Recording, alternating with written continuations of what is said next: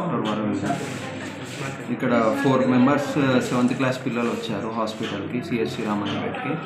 Food poisoning case లాగా అనిపిస్తుంది. వాళ్ళకి వైటల్ టెస్ట్ చేపిస్తున్నాము. అట్లనే ప్యాంటాప్, జోఫర్ ఇవన్నీ ట్రీట్మెంట్ కూడా ఇచ్చాము. ఇప్పుడు ఇంకా ఫర్దర్గా ట్రీట్మెంట్ కూడా జరుగుతుంది. ప్రస్తుతానికైతే అందరు స్టేబుల్గానే ఉన్నారు. ఇక ట్రీట్మెంట్ అయిపోయాక హైయర్ సెంటర్కి రిఫర్ చేస్తాము. వైటల్ టెస్ట్ చేపిస్తున్నాము. కొద్దిసేపట్లో బ్లడ్ రిపోర్ట్స్ వస్తాయి. స్కూల్లో పొద్దున ప్రేయర్ కాగానే ఒక పీరియడ్ అయిపోయింది. పీరియడ్ తర్వాత పిల్లలు నెత్తిన వస్తుందని అంటారు. ఏమైంది బిడ్డ అని, ఏమైందని అంటే చాలాసేపటి దాకా ఏం తినలేదు సార్, ఏమైనా తిన్నారా, బయట ఫుడ్ లాంటిది ఏమైనా తెచ్చుకురా, చాక్లెట్ లాంటివి తిన్నారా అంటే ఏం తినలేదన్న. అడగంగా చివరికి పొద్దున ప్రసాదం తిన్నాం సార్, తిరుపతి ప్రసాదం అని చెప్పి మొత్తం 2 క్లాసులు కలిపి 22 మంది దాకా తిన్నారు. కానీ ఈ 4 కొంచెం తల తిరుగుతుందని అనేసరికి తీసుకొచ్చాము. అంతే. ఏం పేరు సార్ పిల్లలు? వాంతులు చేసుకోలేదు, ఏం లేదు, తల దింపుతుంది అని అన్నారు అంతే. పేరెంట్స్ భయపడి అంబులెన్స్ ఫోన్ చేయడం జరిగింది. దాంతోపాటు ఇక్కడికి రావడం జరిగింది. ప్లీజ్ కావాలంటే సార్కి ఇక 400 ఇచ్చేసింది.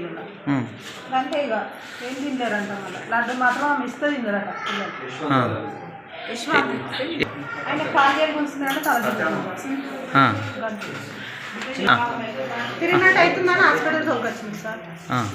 తిప్పినట్టు అవుతుందని ఏమన్నా తిన్నాడమ్మా పొద్దున? తిండే సార్.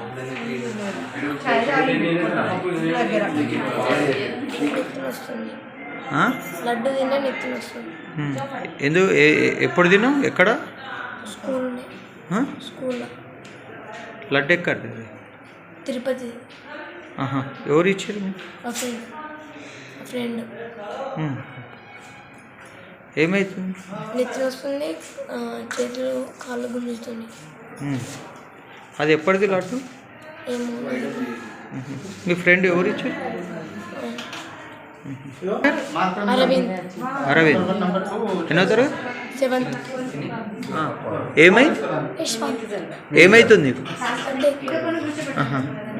ఏం తిన్నావు? ఎక్కడిది? తిరుపతి. ఎప్పుడు?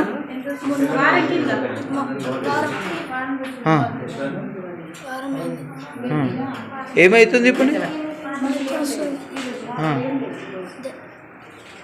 ఎంతమంది? 5 members.